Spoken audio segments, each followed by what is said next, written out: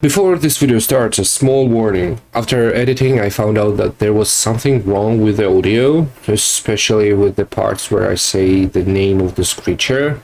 Every time I listen to the part where I say creature's name out loud, it changed into this weird radio type of buzz. I have no idea what was going on, but I still wanted to share this. It's really weird, and I do hope that this is nothing too problematic. I'll try to fix the issue for the next one, but until then, enjoy the video. Hello everyone, my name is Balu and this is my sketchbook. And this is my TikTok. I know it's not the greatest thing you can find on the internet nowadays, but I found something interesting here on TikTok. Well, technically I found that on YouTube and I found out that that's on TikTok, and let me explain, okay? You know Jazza, right? That YouTuber that does the greatest things with art and creativity, and he's I mean, if you don't know Jazza by now, come on, there's something wrong with you. But I saw his new video about the TikTok. He wanted to become a TikToker, and he made a video about that and did some TikTok art challenges, and later the last thing he did was he created his own challenge on TikTok using dice. And he said to us, to you, to anyone who saw it and was up for a challenge, to try and make a challenge.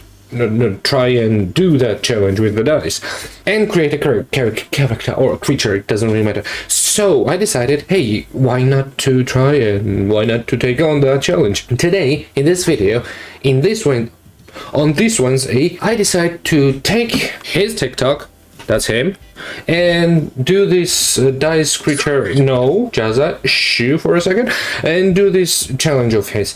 I have not wrote down everything that he said in this video because he speaks so fast that I could not even hear what he said on first try. So let me quickly listen to him like a couple dozen times so I can write everything he said using those dice, and I'll be right back in a second. Design a creature with the dice. The first roll determines the temperament. 1, evil, 6, good. The second roll is the amount of limbs they have. The third roll is the amount of eyes they have, and the fourth their skin colour. From 1 to 6 they are red, blue, green, yellow, purple, pink. The fifth roll is the hair colour using the same order of colours, and then step back and admire your art. What the hell? Okay, I think I've listened to this video for like 10 times at least, and finally I managed to figure out what he was saying. He was talking so fast.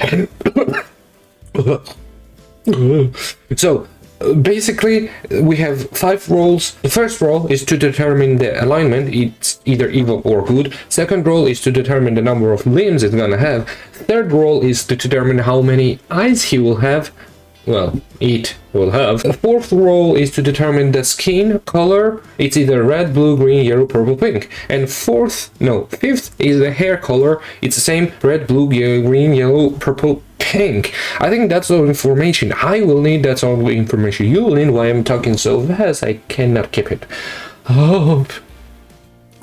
But because I have not even done my warm-up yet, I'm gonna do my warm-ups first, and then I will jump into doing this character, which I have no idea what's gonna be, but I will show you the rolls, and I will first warm up, and then I will see you in about a second, because that's gonna, well, you know what, yeah, see you in a second.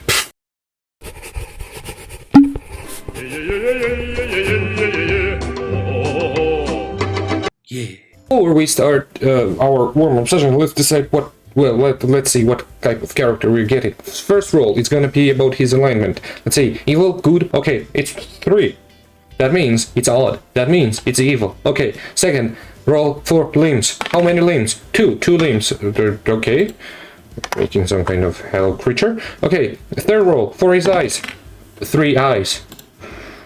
Always better than 2. Okay, his fourth will be the skin color. Let's go. 2, blue, double D, double die. And finally, hair color. 3, that's green. Oh, nice, intriguing. Okay, so after generating this character with the dice, I dived into deep search first. I had to find some kind of reference or an idea for what creature I wanted. After some time, I stumbled upon this weird book. It had those unknown symbols on it, and it was, I want to say, locked, but not locked at the same time. As I said, it was weird. When I touched the book, those symbols on it started to shimmer a bit, and book opened on a specific page showing me a strange two-legged creature. I guess I got lucky, as the one I wanted to draw had only 2 legs. Words, or more like symbols on the page, were something I have never seen before, but after a second or two, they started to shift a bit, like adjusting to my eyes, my way of reading, I guess. Symbols became letters that I could understand, as it seems this being, this creature, had a name. It is also known as Cocoon Walker. Book says it was an unearthly creature of sorts, something that was there but also was not. Page also had a description of this being. It said that it was roughly 42 meters tall in Earth measurements. It stood on 2 legs, which were also part of its wings. Though it had wings, apparently it could not fly. The way it moved was by hovering slightly above the ground. It had 3 eyes. One who saw it assumed that one of its eyes was in the center, and second and third on the sides. I mean, that's not surprising considering its appearance, but that statement is far from actual truth.